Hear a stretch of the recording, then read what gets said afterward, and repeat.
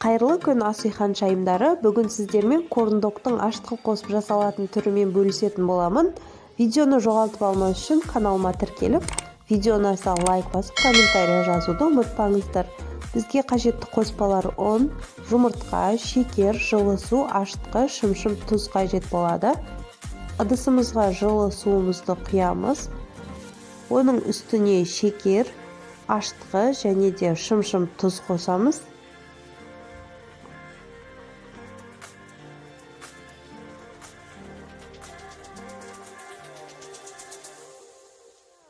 Енді 2 ас қасық ұн салып, жақсылап араластырып, апара дайындаймыз.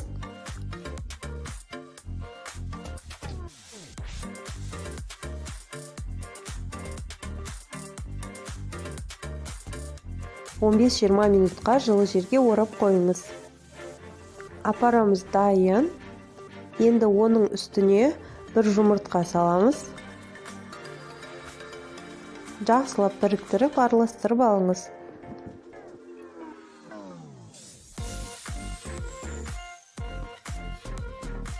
Енді қалған ұнымыздың барлығын салып, барлығын біркелкі етіп, жақсылап араластырып аламыз.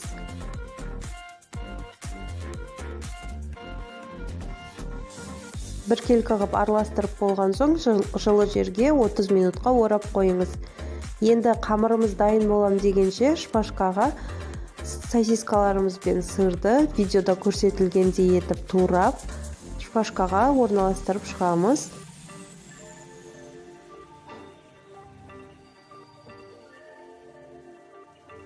Міне осылай дайындап алыңыз.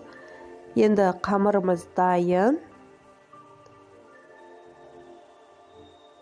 Осы қамырымызға сосискаларымызды батырып, одан соң панировочный сухариға аунатып аламыз.